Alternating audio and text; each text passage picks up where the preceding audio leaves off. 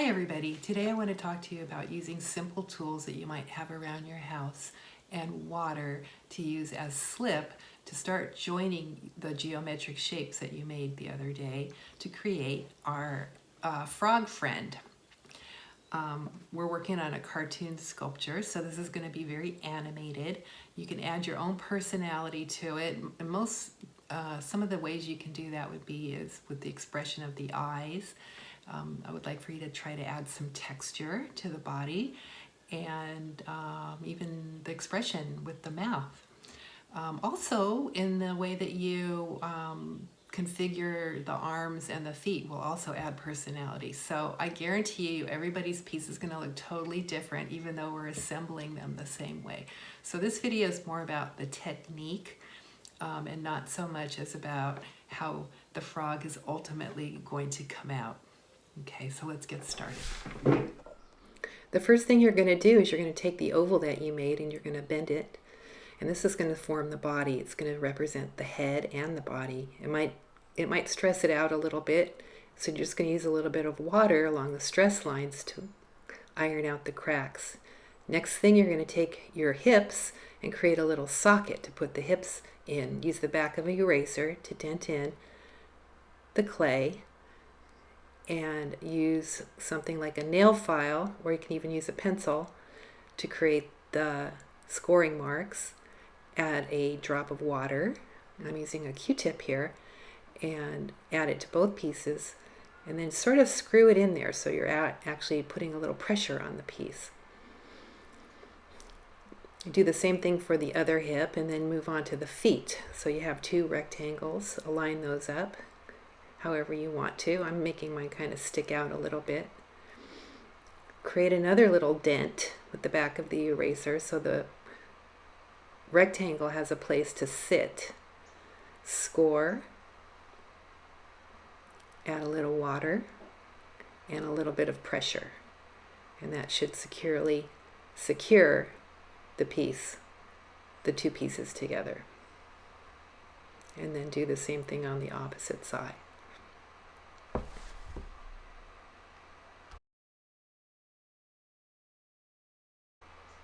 Now, before moving on to the other shapes and attachments, I want to take the time and I want to make sure all the seams are welded very well.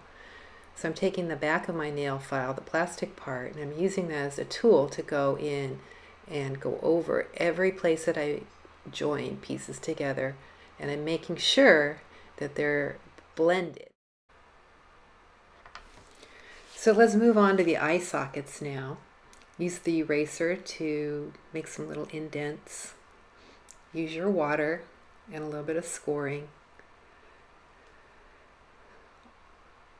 And then add each eyeball to each eye socket with a little bit of pressure and a little bit of twisting. And that should securely place them onto the head so they won't pop off. Good. To create the mouth, I'm just using the nail file to make a slit, and then you can kind of open it up.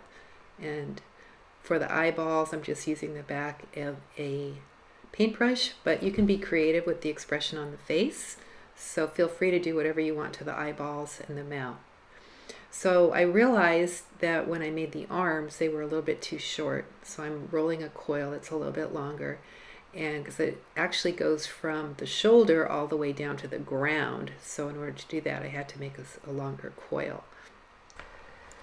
So before attaching them, I decided to make two coils so I could make sure that they were about relatively close to the same size. Put a little bend in the elbow, and then go ahead, and once you like the size and shape of the arms, you can go ahead and score them, slip them in with the socket and the score and slip technique that we've been working on. You can adjust the bend in the elbows, and then go ahead and use whatever tool you're using to weld the arms into the body, just like you did the feet.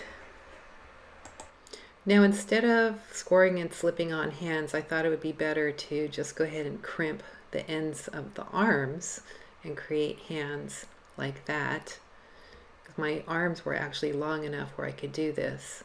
So it was much easier than scoring and slipping hands on. I'll add the fingers later.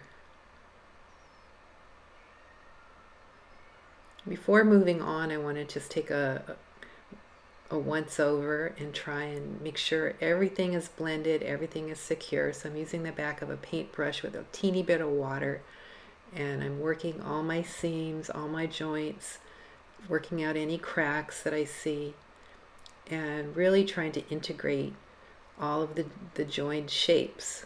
So nobody can really tell that this was made from geometric shapes at this point, because they're all pretty integrated, and that's the goal. I did notice that there was a weak area, so I'm going to take a minute and I'm going to reinforce that with a little bit of clay. So I welded it and added some clay, and this would be equal to what you would do in class when you were repairing weak areas on any piece that you worked on. You would always add a little bit of moisture and a little bit of clay. So now I feel pretty satisfied that I have all the pieces joined, and now I'm going to add a few, see how the toes go. And in doing that, notice that 4 was quite excessive. So I'm going to take 1 away. I'm only going to add 3 to each foot. Create little sockets. Add a little bit of water. You don't really need to score these because they're so small. Add a little bit of water to each socket and place the toes within the socket. That should secure them pretty well. Do the same for both feet. Once you have all the toes on, it's a good idea to turn it upside down and weld the toes from underneath so that they're also integrated and secure and won't fall off when the piece goes to bone dry.